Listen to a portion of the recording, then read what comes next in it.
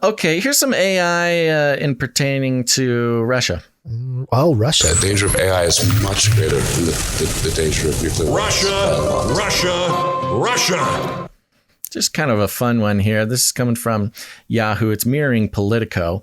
It says, AI can tell us how Russians feel about the war. Putin won't like the results. Oh. Cool. Okay. Vladimir Putin is notorious for deploying propaganda on Russian citizens. One of the oldest plays in the authoritarian playbook. Oh. That doesn't work. Again, I love it. Just the adorable... Right from the get-go. The adorable reporting of Putin is notorious for propaganda on the same day that we're learning, everything from the New York Times regarding the lab leak propaganda, the Lancet and the what is it called? The natural immunity propaganda, all this stuff on the same day. We have all these articles about, no, Russia's the propagandist. Propaganda is the oldest play in the authoritarian playbook. What does that say for us if that's the oldest play in the authoritarian playbook? But that's just something to think about. When it comes to Russia's war against Ukraine, the answer would seem to be yes. At the national level, public polling of Russian attitudes toward the war have shown support, remaining relatively stable since February 24th, 2022. Invasion.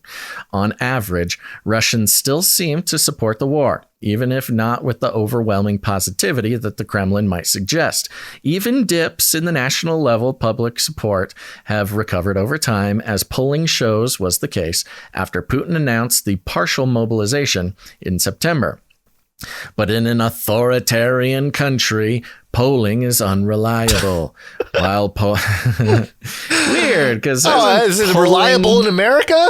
Yeah, come hasn't on. Polling been sort of notoriously unreliable in America? I'm kind of worried about the 2024 election, because we haven't really done anything to address some of the concerns from the 2020 election, and all this language of this presupposed integrity of the U.S. elections and just and polling and just in general. I'm just worried that things are going to get ugly next year. It's going to get worse. Well, I was thinking about it yesterday. It's just interesting you bring it up, because 2016, of course, that was the Democrats' first, bringing up the, the questioning of the electoral system. Right. How did Trump win? How did Hillary not win? Yeah. Trump could have only won because of foreign interference with our politics, with our elections. The Trump only won because our electoral system is, rigged. Rigged or unsafe or something. And so when you talk about the election deniers of 2020, you're really just, they were just copying what the Democrats did. It's really all they did.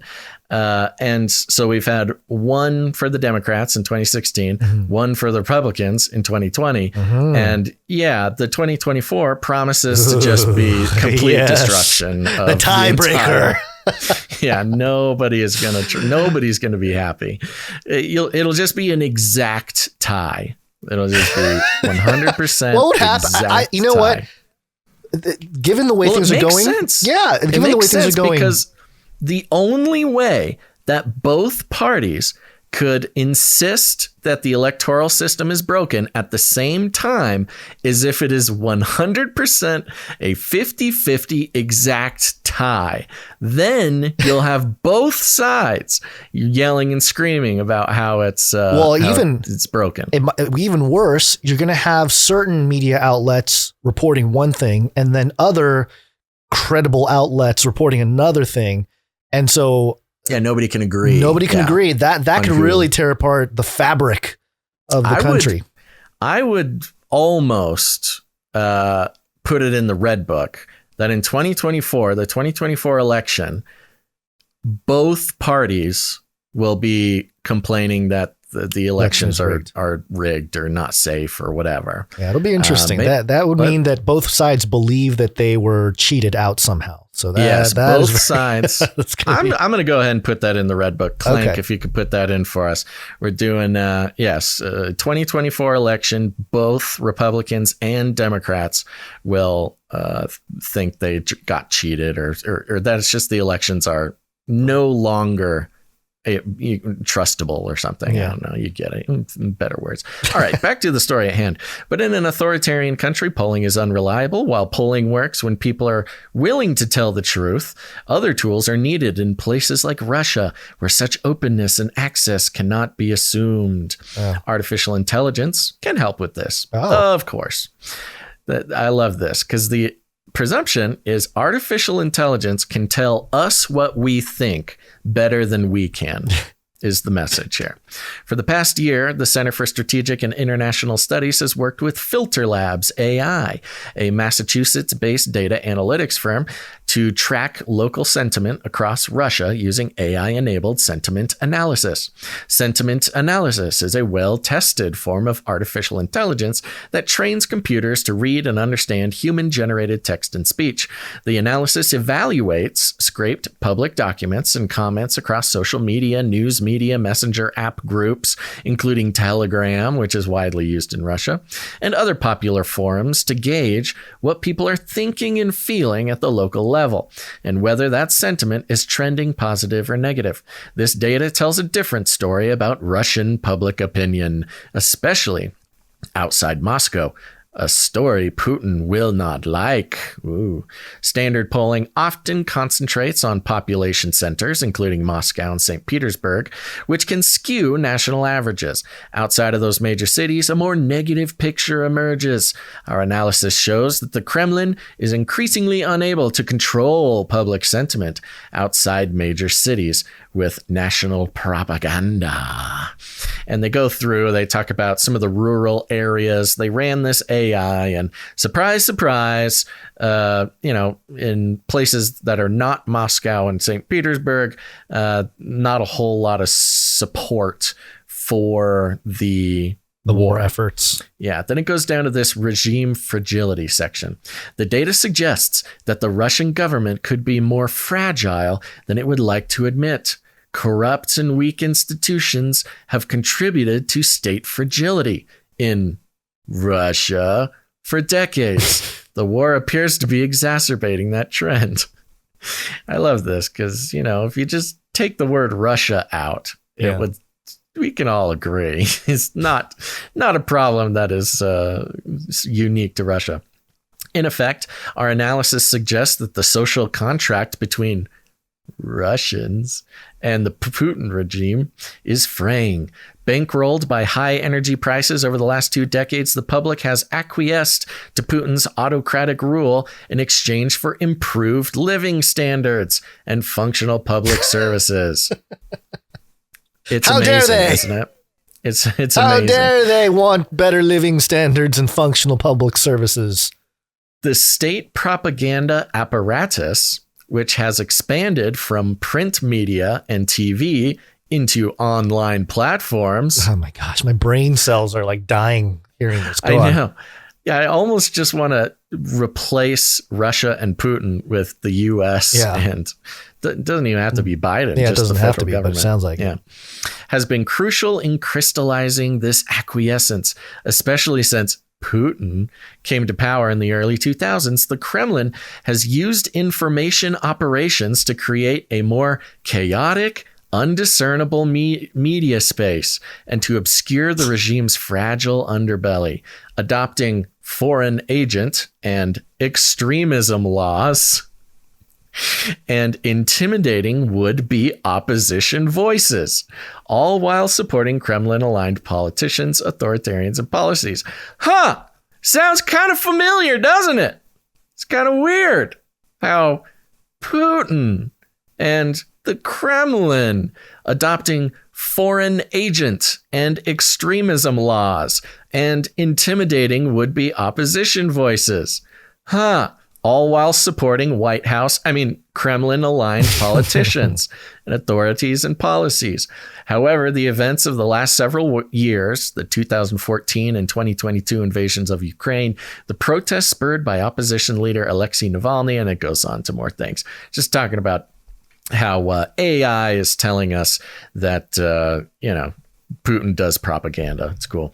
It is difficult to get any reliable information out of Russia, but our research suggests that Kremlin's hold on its people is perhaps not what it is made out to be, despite Kremlin-pushed messages about high or even increasing levels of support for the war.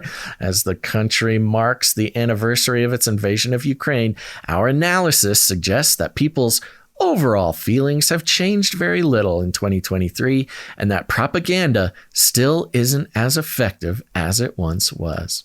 AI-enabled sentiment data analysis can provide a window into how Russians feel and how fickle public sentiment is. This poses internal threats to Putin's legitimacy. Now, this is the crazy, but you start replacing, Putin with other words here. It's kind of an interesting, hopeful message. This poses internal threats to Putin's legitimacy and thus his power. It also signals an inherent mistrust of state institutions that will be part of Russian society, especially outside of Moscow. Well, after Putin's reign ends, whenever that may be. Okay. So AI knows us better than we know ourselves. And I thought this was interesting, all this Russian Putin propaganda, in light of this fun article from CNN, CNN.com. Vladimir Putin signs a decree honoring U.S. actor and Russian citizen Steven Seagal. The headline has changed on this. It used to say Vladimir Putin signs peace decree, written by Steven Seagal, something like that. Can't have Putin doing anything with the word peace in it unless it's denouncing peace. Let's read this because it's much shorter than it was when I first brought it to the show. Interesting. Russian President Vladimir Putin has signed a decree to honor the American actor Steven Seagal with the State Order of Friendship. The decree cited what it called Seagal's, quote, great contribution to the development of international culture and humanitarian cooperation. Seagal has been a regular visitor to Russia and become a citizen of the country in 2016 when he received a Russian passport from Vladimir Putin personally. He has also worked as the Russian Foreign Ministry's, quote, special representative to the United States and Japan. The former action hero backed Russia's illegal annexation of Crimea and has supported its invasion of Ukraine. He visited the occupied Donbass area last summer. In an interview on Russian television last year, he spoke of an existential threat to Russia from Ukraine. This is very interesting. We might need to go back and check the archive of this, because previously it was talking about how Steven Seagal had written out a peace decree that Putin signed. Yeah. And it was... He had claimed to be a diplomat back in August, or at least one of the outlets, the Outlook, suggested Steven Seagal calls himself diplomat after visiting Russian jail. And yeah, I think it talks about how he wrote some kind of thing in here. Hold on, let me try to find... Yeah, it was the whole thing was different. They changed this in the past half hour or hour. Interesting. Yeah.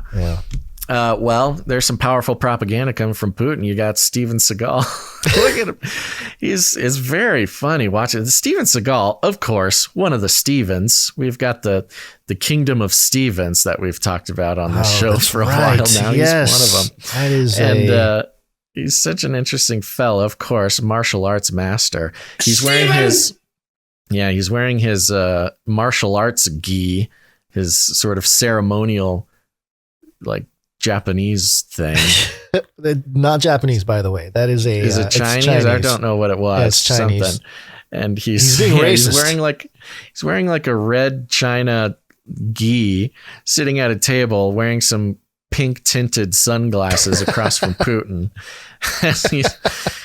Anyway, speaking of Russian propaganda, this is great. Oh, it's fantastic. Yeah. My whole thing kind of falls apart because they took out all the peace decree stuff. But well, I mean, it is interesting that this kind of creates a sort of existential crisis in young Americans, or at least my generation. Steven Seagal was like a young hero. Americans. I was going to say maybe not. I don't think Gen Z is even aware of who Steven Seagal is. No, they've done. They know who he is. They've done the binge movie. No, Gons, you're giving them a lot of credit. They have no idea who Steven Seagal is. Okay.